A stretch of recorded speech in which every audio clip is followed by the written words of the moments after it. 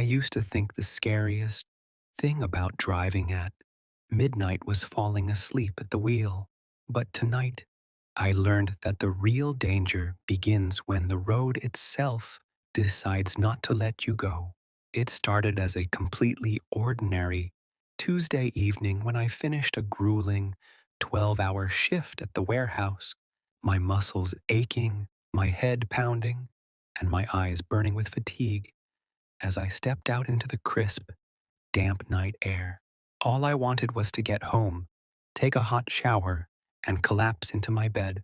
So I threw my bag onto the passenger seat of my aging sedan, fired up the engine, and plugged my destination into my phone's navigation app. The app immediately highlighted the fastest route back to my apartment, which meant taking the outer ring road, a massive, six-lane bypass that circles the entire perimeter of the city, built specifically to let commuters bypass the heavy inner-city traffic and red lights. Usually, the ring road is a blessing because at 2 a.m.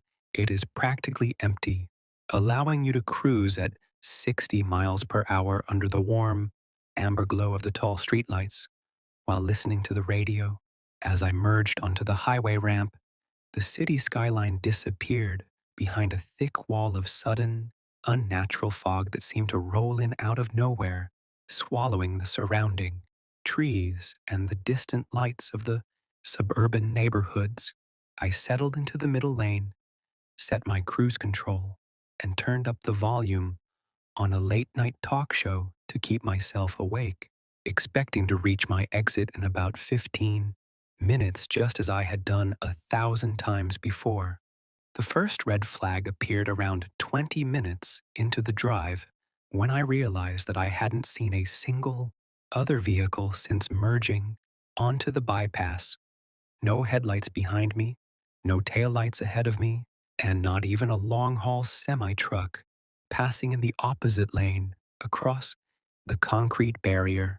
At first, I tried to rationalize it as just a lucky night with zero traffic, but then I noticed the mile markers on the side of the road, specifically a large green sign that read Exit 14, North Expressway, which I passed right under the bright glow of a street lamp. 10 minutes later, as I kept driving through the dense, heavy fog, I saw the exact same green sign approaching in my headlights again. Exit 14, North Expressway, complete with the same rusted edge on the bottom left corner and the same flickering street light directly above it. I frowned, assuming my exhausted brain was playing tricks on me, or that I had somehow taken a wrong turn on an interchange without noticing. So I glanced down at my phone, mounted on the dashboard, to check the GPS map.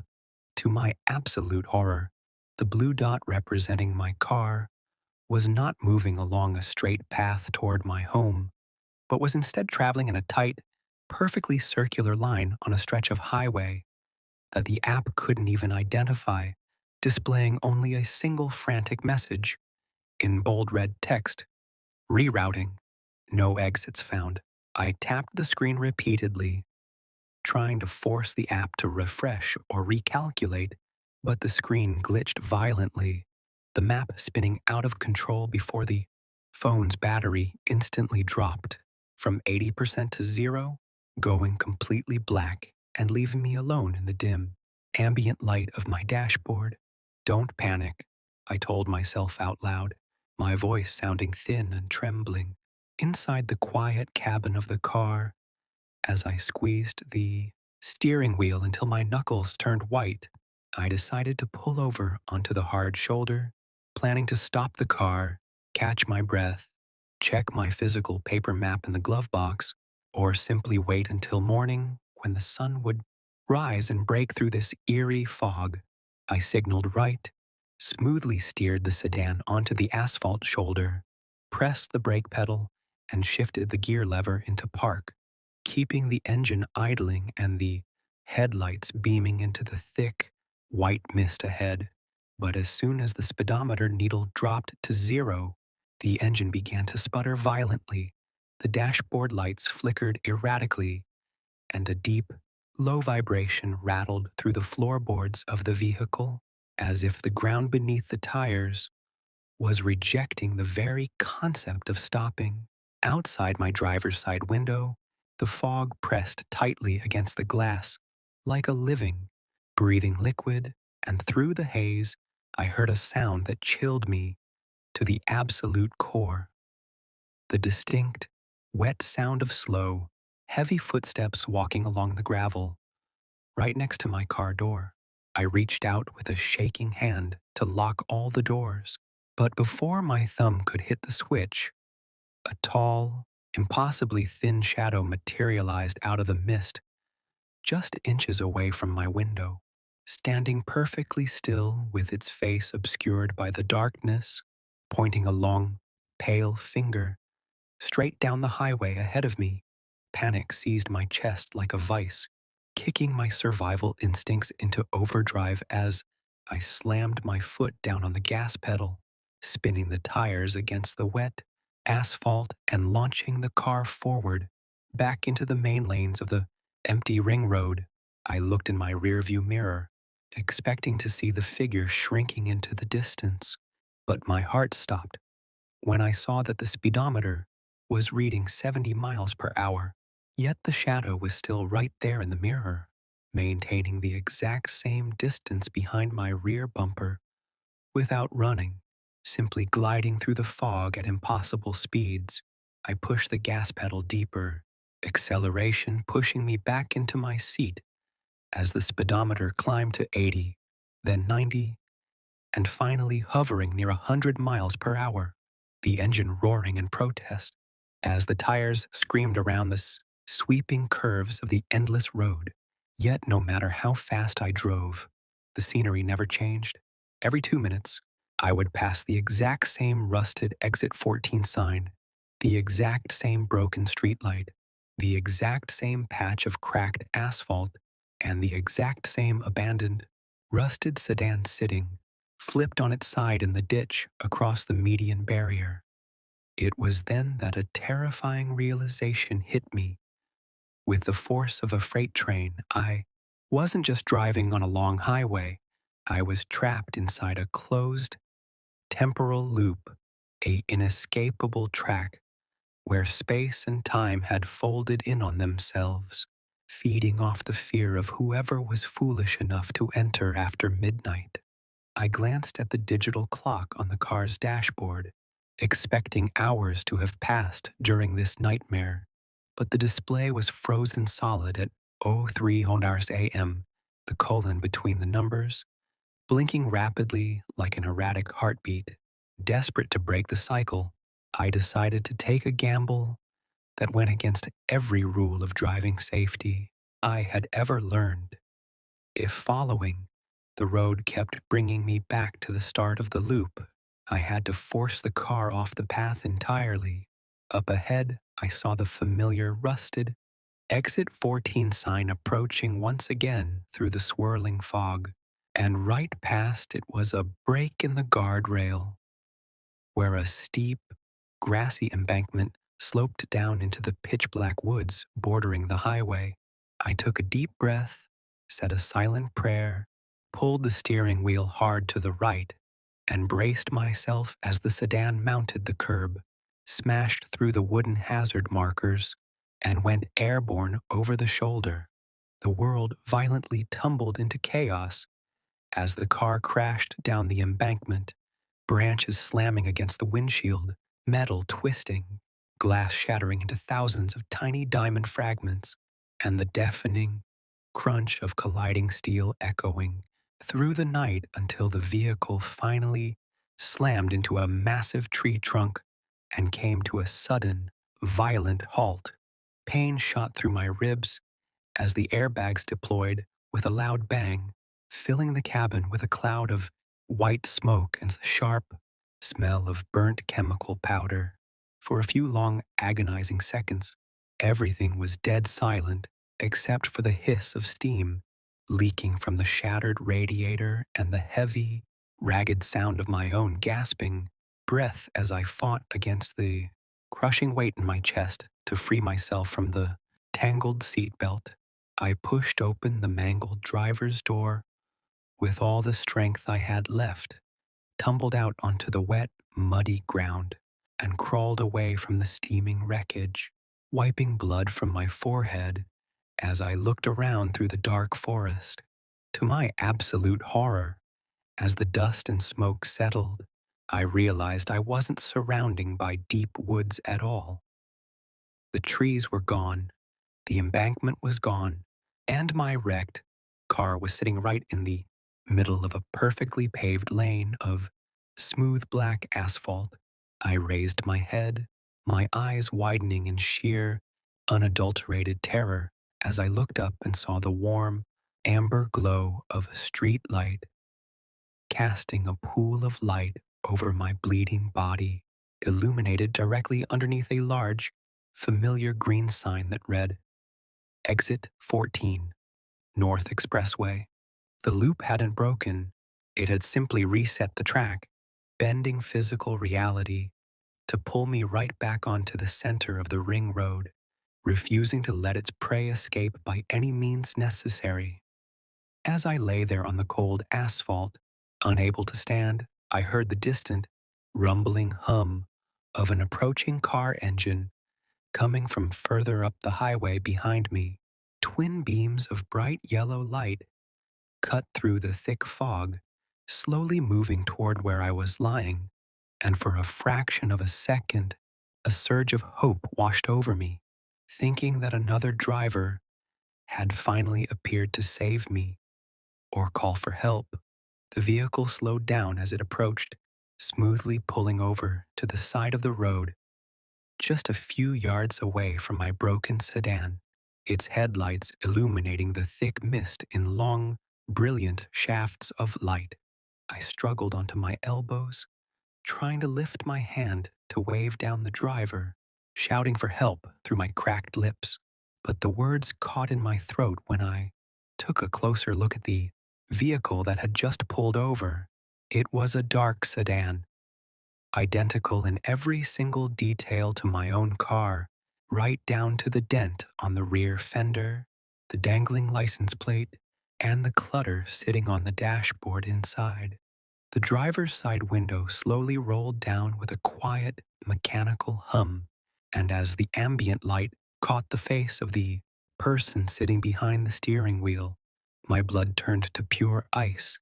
It was me, wearing the exact same clothes I had put on that morning, looking tired, clutching a phone with a dead navigation app, looking out into the foggy night with eyes full of confusion and growing dread. The driver version of me didn't see me lying on the road. He was looking straight ahead at a tall, thin, shadow figure that was standing by the edge of the asphalt, pointing its pale, elongated finger further down the endless loop of the highway. Before I could scream, before I could yell at my past self to throw the car into reverse and run away as fast as possible, the driver pressed his foot onto the gas pedal.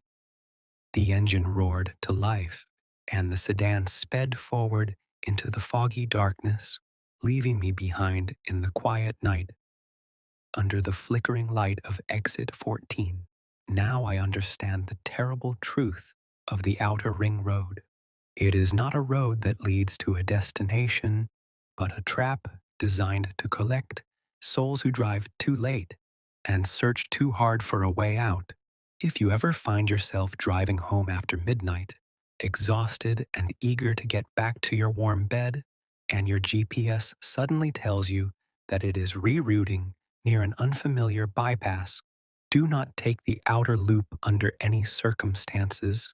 Turn around. Take the long way through the city streets, stop at every red light, and embrace the slow traffic, because if you merge onto that ring road and pass exit 14 twice, you will realize too late that you are never coming home, and you will spend eternity driving through the fog, waiting for the loop to finally end. Everyone in our state knows the urban legends about the outer bypass, but most people brush them off as cheap campfire ghost stories meant to scare young drivers into obeying the speed limit after midnight. They talk about strange radar glitches, unexplained sudden drops in cabin temperature, and the mysterious disappearance of three different commuters between 2018 and 2022 who all vanished along the exact same 4-mile stretch of concrete without leaving behind a single skid mark, broken glass, or piece of debris. I used to be a complete skeptic who laughed at those local forum threads, working as a night shift logistics coordinator who routinely drove that exact route at 3 in the morning without giving it a second thought. That all changed on a freezing November night when my routine commute home transformed into an active, horrifying investigative nightmare that completely shattered my understanding of reality. I was driving my SUV down the dark, dimly lit stretches of the outer bypass, listening to a true crime podcast to keep my mind sharp, when the digital navigation screen built into my dashboard suddenly began to flicker violently. The clear blue map display suddenly glitched, replaced by static lines and distorted red colors as the automated voice cut through the speakers with a harsh, robotic stutter that made me jump in my seat. Rerouting, unknown path detected. I reached over to tap the touchscreen, assuming it was just a typical software bug caused by poor cell tower coverage out on the bypass. But as soon as my finger touched the glass, the GPS interface shifted into something entirely unfamiliar. The standard roadmap vanished, replaced by a live overhead tracking line that showed my vehicle's location as a small white dot moving along a circular path. But directly ahead of my dot was a static icon, shaped like a glowing human silhouette that wasn't supposed to be part of any navigation software in existence. Right below the creepy silhouette icon, a bold text warning began flashing across the bottom of the screen in bright red lettering. Distance to phantom obstacle, 500 feet, 400 feet, 300 feet. I slowed down instantly, easing my foot off the accelerator as my high beams cut through the growing layer of road mist, scanning the empty black asphalt ahead for any sign of a stalled car, fallen debris, or stray animal. There was nothing on the road, just bare concrete, tall steel light poles, and the dark silhouettes of dense forest trees lining both sides of the highway. Yet, as my car crossed the exact point where the GPS claimed the obstacle was standing, a sudden, violent drop in temperature hit the inside of my vehicle so fast that my breath instantly turned into visible white plumes of frost in the air. The internal thermometer on my dashboard dropped from 68 degrees to -4 in less than 2 seconds, freezing the inside of my windshield with a thin layer of crystalline ice that crept up from the dashboard like tiny reaching fingers. At that precise moment, the digital speed display on my dashboard began rapidly malfunctioning, jumping wildly from 50 miles per hour to 0, then to 90, then back to 0. While the vehicle itself maintained a steady, smooth pace, I pressed the defroster button frantically, my hands shivering violently as the ice spread across the glass, restricting my view of the highway to a tiny, clear patch directly in front of my steering wheel. Through that small patch of clear glass, I saw the streetlights above me begin to die one by one in a perfect, terrifying sequence, not flickering out, but snapping off instantly as if an invisible wave of absolute darkness was traveling right alongside my car. In the rearview mirror, the highway behind me was completely swallowed by a pitch-black void, creating the illusion that the road was dissolving into nothingness the second my rear tires passed over it. I glanced down at the glitching GPS screen once more, And my blood ran cold when I saw that the glowing silhouette icon was no longer sitting static on the map ahead of me. It had shifted positions and was now positioned directly inside the blue icon representing my own car. Above the map, the system text updated with a new message that chilled me to my core. Passenger detected in rear seat. Please safety belt rear passenger. A heavy, suffocating pressure settled over the back of my seat, making the springs beneath the leather groan as if someone immensely heavy had just stepped into the vehicle while it was traveling at 50 miles per hour. My heart pounded so hard against my ribs that I could barely breathe, my throat tightening as I forced myself to raise my eyes toward the center rear view mirror dangling from the windshield. In the dim, eerie glow emitted by the frozen dashboard screen, I saw a figure sitting motionless in the middle of my back seat, a tall, skeletal form wrapped in a dark, tattered trench coat, its head tilted downward at an unnatural, broken angle. Its face was completely obscured by a smooth, blank white porcelain mask that had no eye holes, no nose, and no mouth, painted only with two dark, dripping black lines beneath where the eyes should have been, mimicking frozen tears. The entity did not move, it did not speak, and it did not make a single sound, yet its presence radiated a suffocating, ancient malice that filled the cabin with the overwhelming stench of damp earth, rusted metal, and old decay. I wanted to slam on the brakes, jump out of the moving car, and run into the dark woods, but my body was completely paralyzed by pure, primal terror, leaving my hands locked onto the steering wheel as the SUV continued to cruise down the dark bypass.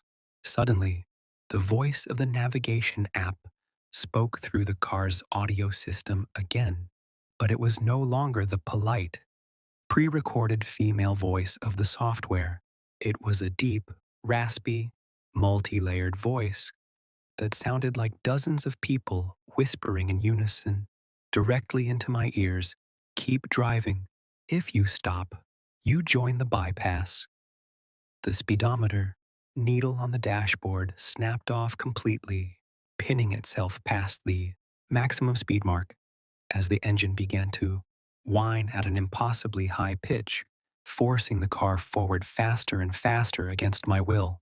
I looked out the driver's side window, horrified to see that we were passing the exact same abandoned roadside emergency phone booth over and over again every few seconds, proving that space was bending around the vehicle in a closed, mechanical loop. The streetlights overhead turned from pale yellow to a deep, ominous crimson red, casting a bloody light over the fog-covered asphalt as the figure in the back seat began to slowly raise its long, slender hand toward the back of my neck. Its fingers were long, gray, and tipped with sharp, blackened nails that scraped against the headrest with a sickening, scratchy sound that echoed inside the quiet cabin. I knew with absolute certainty that if those freezing fingers touched my skin, I would become just another unsolved missing persons report pasted on a bulletin board at the local police station, another forgotten victim swallowed whole by the phantom of the bypass.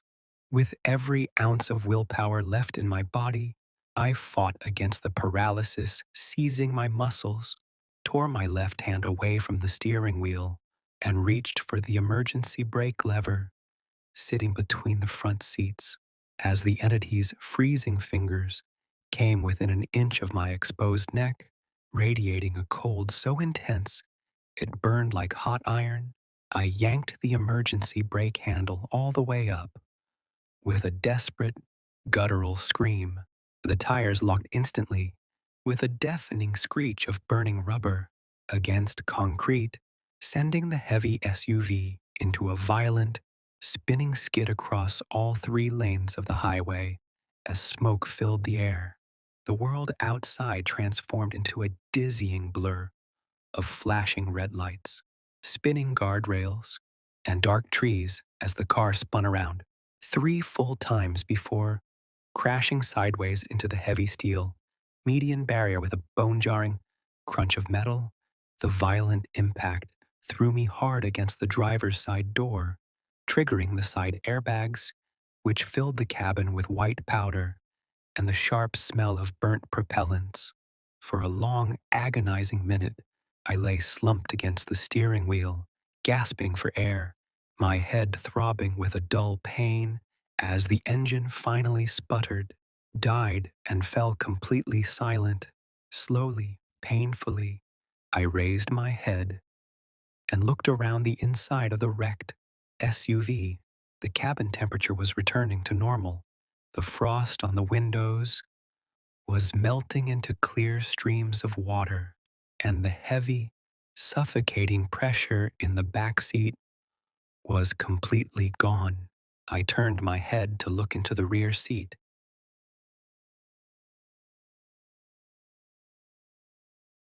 finding nothing but my own empty gym bag, sitting undisturbed on the leather upholstery under the quiet night air.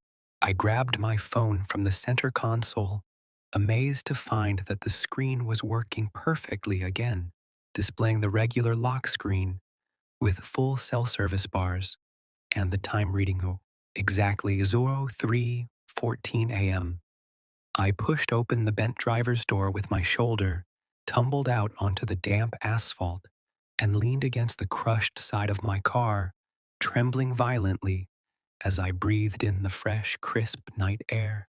Just 100 yards down the road, the red streetlights faded back into their normal, warm yellow glow, and in the distance, I heard the faint, comforting hum of an oncoming semi-truck approaching from the far end of the bypass. But as I looked down at the screen of my phone, my heart dropped into my stomach when a single automated system notification popped up on the display, coming directly from my car's connected diagnostic app.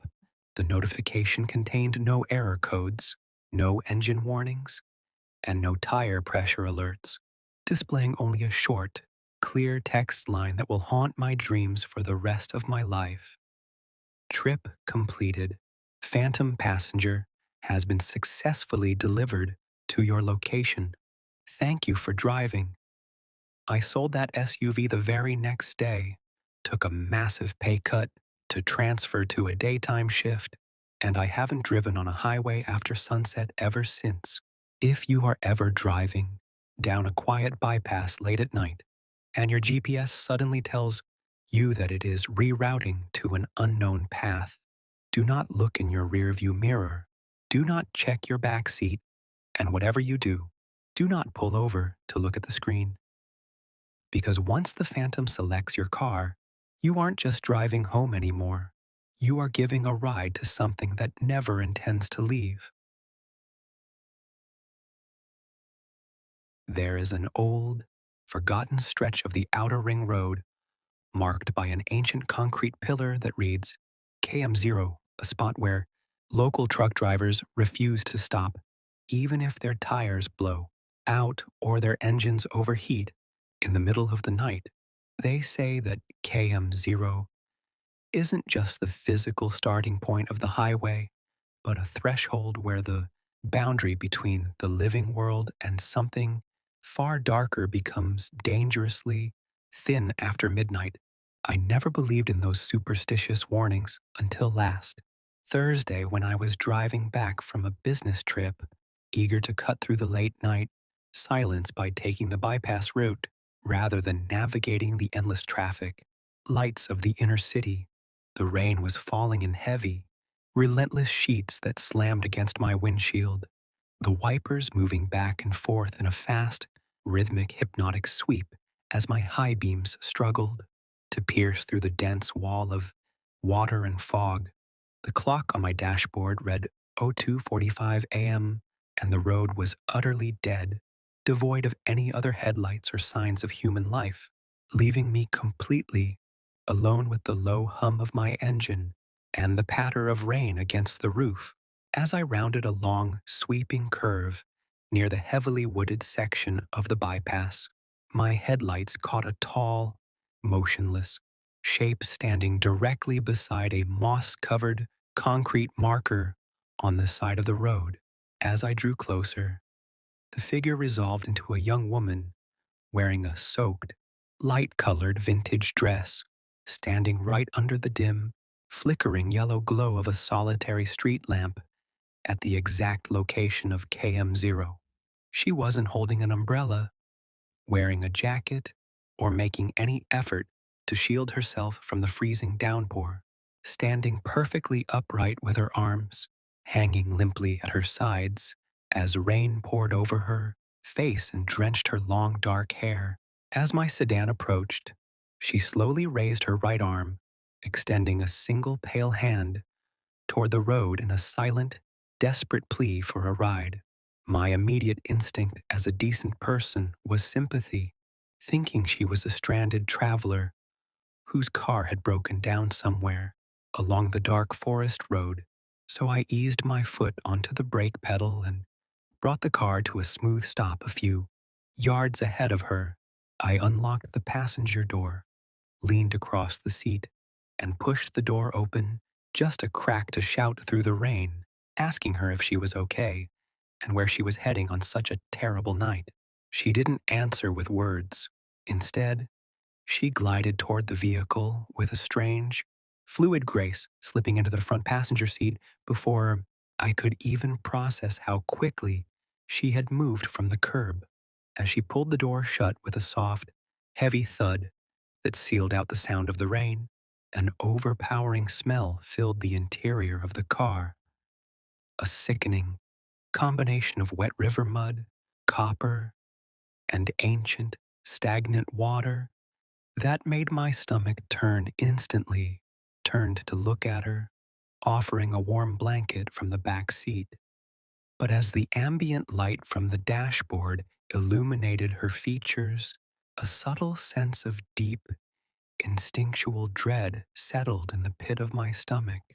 Her skin was a pale, translucent gray that looked entirely drained of blood, and her clothing was soaked through with a dark, thick liquid that didn't look or smell like rainwater at all.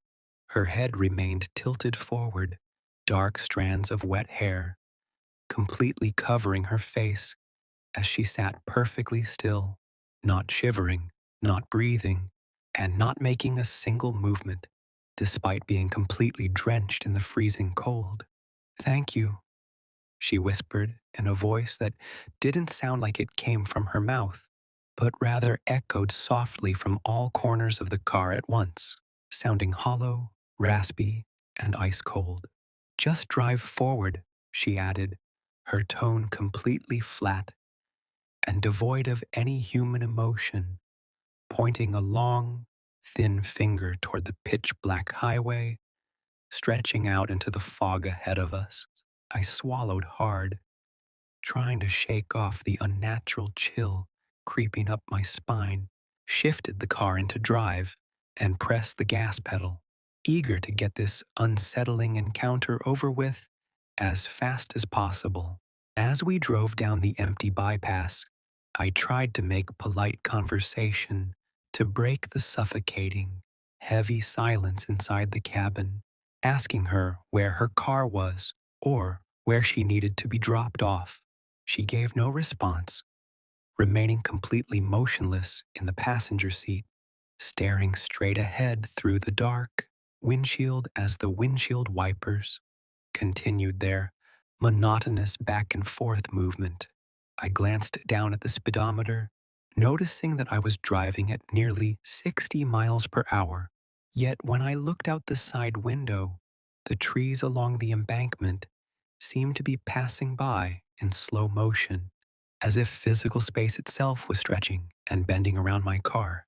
Desperate to check on my strange passenger, without staring directly at her, I carefully adjusted my gaze to look into the center rearview mirror on the windshield. What I saw in that glass reflection made my heart freeze in my chest, my hands tightening on the leather steering wheel until my knuckles turned stark white. In the mirror, the front passenger seat was completely empty. There was no girl, no wet dress, and no soaked hair sitting beside me. The leather seat was dry, pristine, and vacant.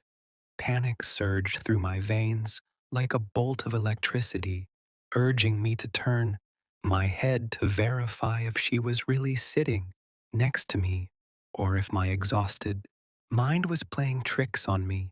But just as my chin began to turn toward the passenger seat, the same raspy, multi layered voice echoed from the empty air right beside my ear, cold enough to make my breath hitch.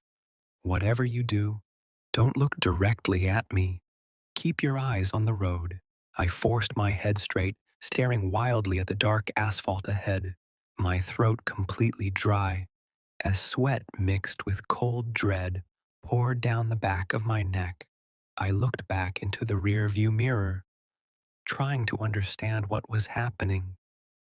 And that was when I noticed a movement in the dark reflection of the back seat.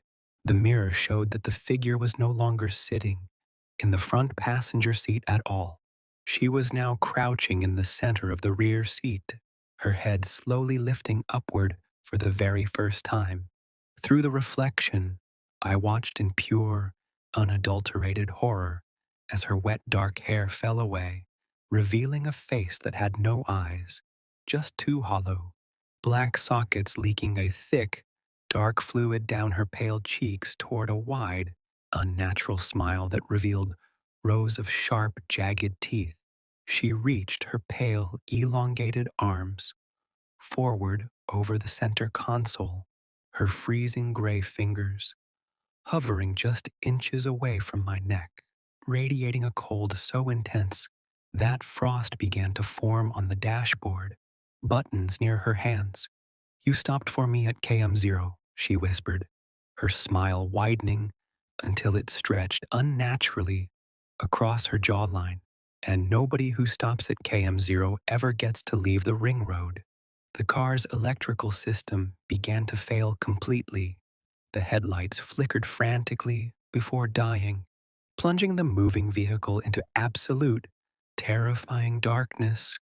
At 60 miles per hour in the middle of the rain, the dashboard digital displays glitched out. The engine began to choke and sputter, and the steering wheel locked up entirely, refusing to turn as the car sped toward the concrete median barrier at the edge of the road. In that moment of absolute panic, realizing that my life was seconds away from ending in a fatal crash, I remembered a piece of local advice an old truck driver had once mentioned in a casual forum thread. The entity at KM0 feeds on your eye contact, and if you give her your gaze, she claims your soul before the car hits the wall. I slammed my eyes shut with all the force I could muster, gripping the locked steering wheel with both hands, bracing my body for the crushing impact while refusing to open my eyes or look at her reflection, no matter what happened next.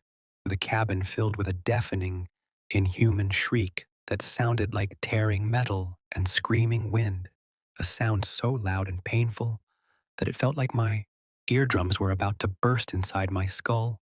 I felt freezing hands grab my shoulders, digging sharp nails into my jacket as the smell of wet mud and rot pressed violently against my face, trying to force me to open my eyes and look. I held my eyes closed tighter, screaming at the top of my lungs over the deafening noise, praying for the nightmare to end as the sound of roaring wind reached a terrifying crescendo. Then, in an instant, everything went completely dead silent. The screaming stopped. The freezing hands vanished from my shoulders, and the sickening smell of rot evaporated into thin air. The heavy rain pattering on the roof was the only sound left in the world, accompanied by the steady, quiet purr of my sedan's engine idling smoothly in the dark night. I kept my eyes shut for 3 long, agonizing seconds before slowly, cautiously opening them to look around through the front windshield.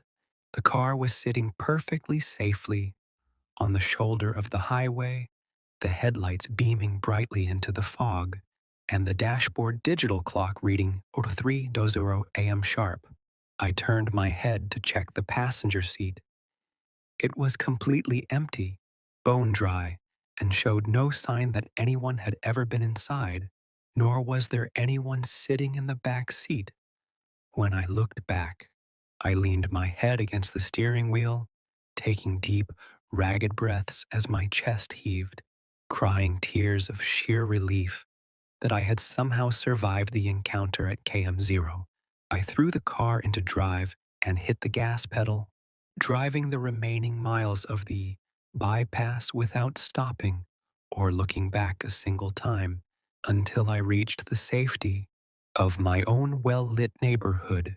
But the horror of that night didn't end when I pulled into my driveway and turned off the ignition, thinking I was finally safe inside my own home. When I walked past the front of my car under the garage light, I froze in place, my blood turning to pure ice as I looked at the passenger side door. Covered in wet, dark river mud, a clear, pale handprint was pressed firmly against the outside glass of the window, accompanied by thin lines of dried black, fluid trailing down the side panel like tears. And when I got inside my house, my phone buzzed with an automated security camera alert from my car's dash cam system, showing a short video clip recorded right after I had parked in the garage. In the video clip, the car sits empty in the quiet garage, but right before the screen cuts to black, the rearview mirror inside the vehicle slowly tilts downward all by itself, reflecting a dark, shadowy figure standing motionless in the dark corner behind the rear bumper, waiting for the next time I drive at night. If you ever find yourself driving